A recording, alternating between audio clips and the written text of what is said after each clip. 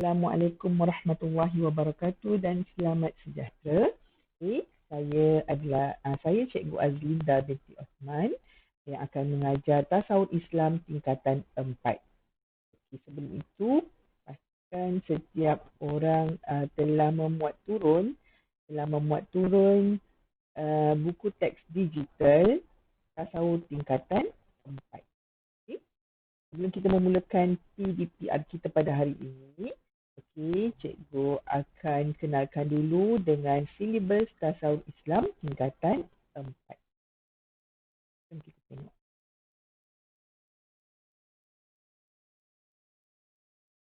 Antara topik-topik yang kita akan pelajari ialah yang pertama, tema Islam sebagai ad-din. Islam sebagai ad-din. Di dalam tema Islam sebagai ad-din ini terdapat 5 pelajaran, iaitu yang pertama, Islam adalah cara hidup. Yang kedua, akidah menurut Islam. Yang ketiga, pelajaran ketiga, ibadah menurut Islam. Yang keempat, pelajaran 4, akhlak menurut Islam. Dan yang kelima, pelajaran 5, prinsip pandangan hidup Islam. Seterusnya, tema yang kedua yang kita akan pelajari ialah manusia sebagai hamba dan khalifah Allah SWT. Iaitu ada 3 pelajaran di bawah tema manusia sebagai hamba dan khalifah Allah SWT. Yang pertama, fitrah kejadian insan. Pelajaran seterusnya tadi adalah pelajaran 6, fitrah kejadian insan. Sekarang pelajaran 7, tanggungjawab sebagai hamba dan khalifah Allah SWT. Yang ke-8, peranan wahyu dan akal. Ketiga-tiga ini berada di bawah tema manusia sebagai hamba dan khalifah Allah SWT. Seterusnya, tema yang seterusnya ialah tema sistem sosial Islam. Sistem sosial Islam.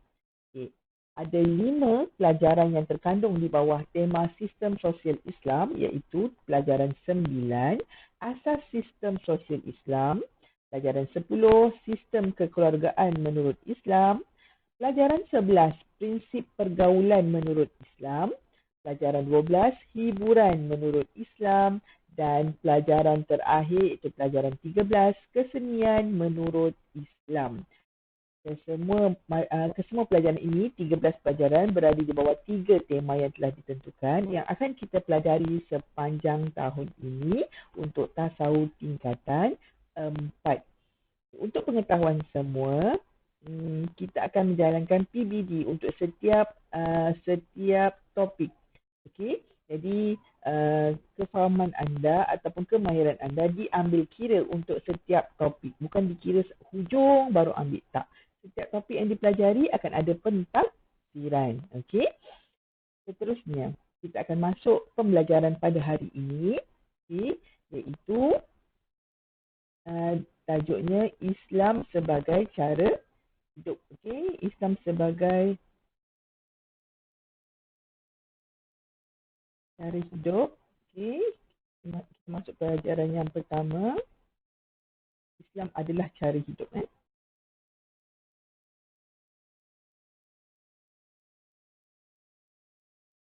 Standard kandungan mengamalkan Islam sebagai ad-din dan melaksanakan tuntutannya dalam kehidupan. Objektif pembelajaran pada hari ini, kita ada 3 objektif pembelajaran pada hari ini. Pada akhir pembelajaran ini, murid-murid dapat mencapai, pertama, dapat menyatakan maksud Islam sebagai ad-din. Yang kedua, dapat menyenaraikan sekurang-kurangnya 3 ciri Islam sebagai ad-din. Yang ketiga, menjelaskan sebab manusia memerlukan agama dalam kehidupan mereka. Menjelaskan sebab manusia memerlukan agama dalam kehidupan mereka. Ayo kita teruskan.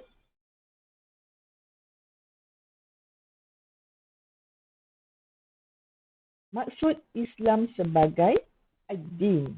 Islam ialah agama Allah SWT untuk seluruh manusia, sesiapa sahaja. Islam sebagai ad-din bermaksud Islam adalah cara hidup. Cara hidup yang lengkap merangkumi akidah, ibadah dan akhlak. Cara hidup. Key point dia kat situ ialah cara hidup yang lengkap merangkumi akidah, ibadah dan akhlak. Okay. Seterusnya kita pergi kepada ciri istimewa. Kita pergi kepada ciri istimewa, ciri Islam sebagai ad-din. Okay. Saya nak ingatkan kat sini ada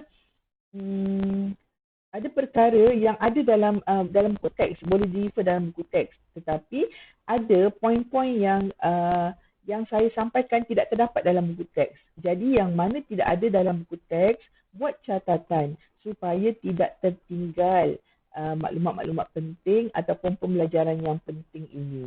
Okey, jika tidak, kamu semua tidak akan dapat mencapai objektif pembelajaran kita. Okey?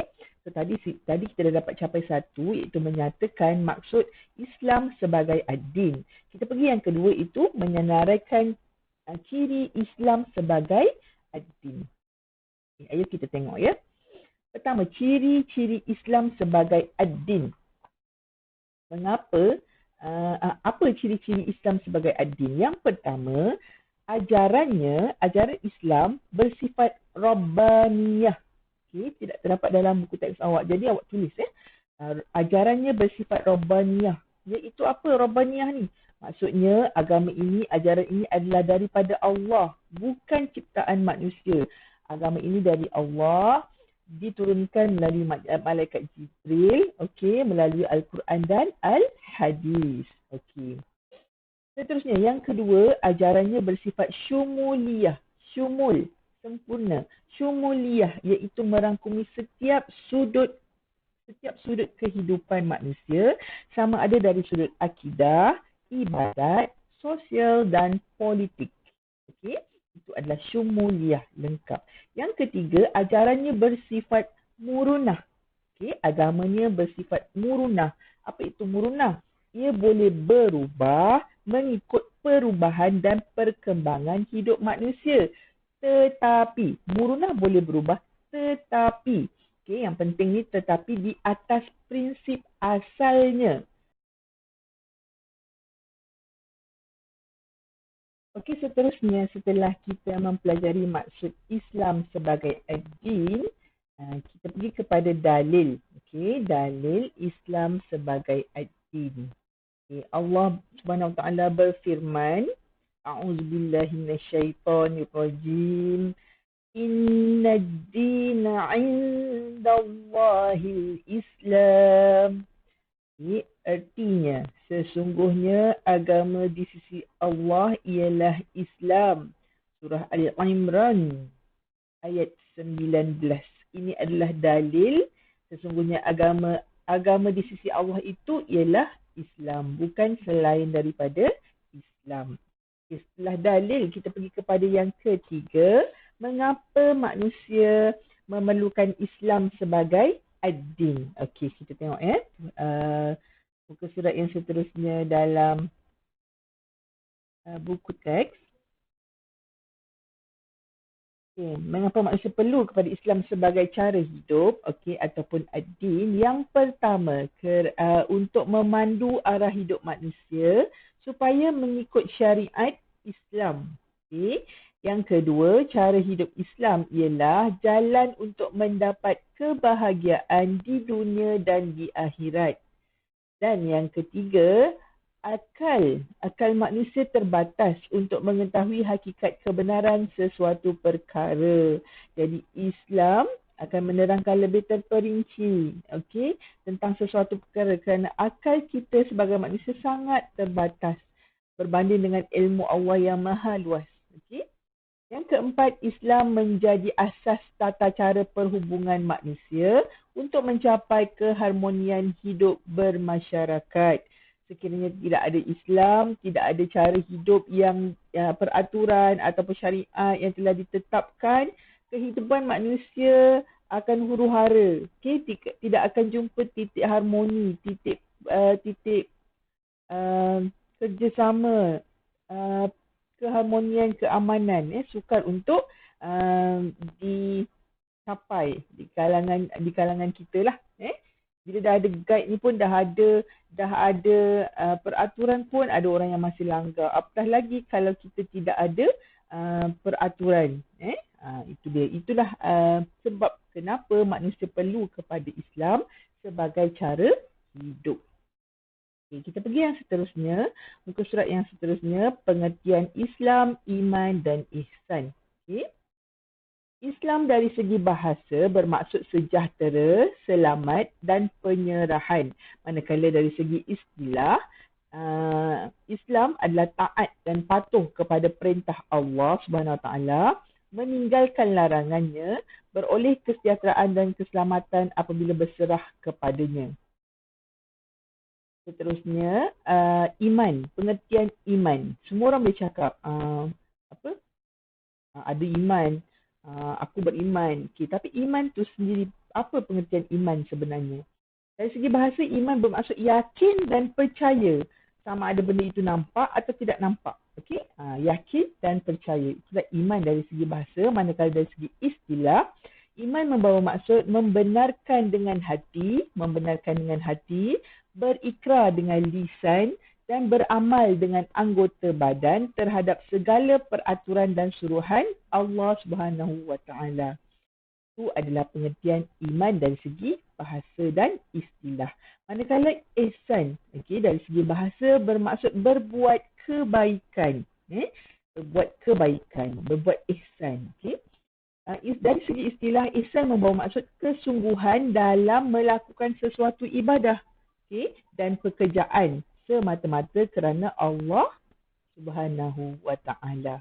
Itu adalah pengertian Islam, iman dan ihsan. Kita pergi kepada yang seterusnya. Muka surat yang seterusnya 1.1.1, rukun Islam, rukun iman dan ihsan. Rukun Islam semua orang tahu. Semua orang mesti tahu. Semua orang wajib tahu apa itu rukun Islam. Ada berapa rukun Islam? So ada berapa rukun Islam para pelajar? Ada 5. Yang pertama ialah mengucap 2 kalimah syahadah. Penyaksian bahawa tiada Tuhan melainkan Allah dan Nabi Muhammad itu pesuruh Allah. Yang kedua ialah menunaikan solat fardu 5 waktu sehari semalam. Ada 5 waktu sehari semalam iaitu subuh, zuhur, asar, maghrib dan isyak. Ibadah yang mengandungi perkataan, perbuatan yang dimulai dengan takbiratul ikhram dan disudahi dengan salam. Yang ketiga, mengeluarkan zakat. Mengeluarkan zakat adalah ibadah dengan cara mengeluarkan harta yang tertentu pada kadar yang tertentu dengan syarat-syarat yang tertentu. Bukan suka-suka boleh keluar ataupun berapa yang kita nak kita keluarkan. Tak, dia ada berapa persen daripada pendapatan ataupun berapa persen daripada harta kita. Berapa dia punya tempoh. Itu semua ada syarat-syarat tertentu. Dan zakat tersebut ialah zakat fitrah dan zakat harta. Ada juga zakat pendapatan dan lain-lain lah. Seterusnya berpuasa pada bulan Ramadan, ibadah dengan cara menahan diri daripada melakukan perkara-perkara yang membatalkan puasa daripada terbit fajar sehingga terbenam matahari beserta dengan niat. Puasa. Bukan puasa pakai niat je tapi lepas tu makan. Bukan. Puasa mesti menahan diri daripada melakukan perkara-perkara yang membatalkan puasa. Puasa wajib selama sebulan bagi yang cukup syarat-syaratnya di bulan Ramadan. Yang terakhir, itu yang kelima, mengerjakan haji bagi yang mampu. Itu melakukan ibadah haji sekali seumur hidup dengan syarat-syarat tertentu. Yang wajibnya sekali. Sekurang-kurangnya sekali mengikut kemampuan. Berkemampuan itu dalam aspek harta dan aspek kesihatan. Seterusnya kita pergi kepada rukun iman. Kalau rukun Islam tadi ada 5, rukun iman kita ada 6. Yang pertama beriman kepada Allah, beriman kepada malaikat, beriman kepada kitab-kitabnya, beriman kepada para nabi dan rasul, beriman kepada hari akhirat, dan yang keenam beriman kepada qada dan Qadar. Okey, semua kita dah belajar dah dulu. Dah pernah belajar, dah tahu dan kita memang kena beriman kepada 6 perkara ini. Okey, sama ada yang kelihatan ataupun yang tidak kelihatan. Okey, yakin dan percaya kepada kewujudan Allah. Yakin dan percaya kepada kewujudan malaikat. Yakin dan percaya bahawa kitab-kitab itu diturunkan oleh Allah untuk panduan hidup. Yakin dan percaya bahawa Nabi-Nabi dan Rasul itu adalah lelaki pilihan Allah yang diberikan wahyu kepada mereka. Okay, yakin dan percaya bahawa alam ini akan musnah. Okay, alam ini akan musnah suatu hari nanti dan kita dah lihat kesan-kesan ataupun tanda-tanda kiamat pun dah muncul. Jadi bersedia. Dan yang keenam, yakin dan percaya bahawa segala yang berlaku kepada manusia dan alam keseluruhannya telah ditetapkan oleh Allah Subhanahu wa Ta'ala. Okey. Seterusnya kita pergi kepada ihsan. Ihsan merupakan keadaan di mana manusia melakukan ibadah dan pekerjaan dengan bersungguh-sungguh semata-mata kerana Allah.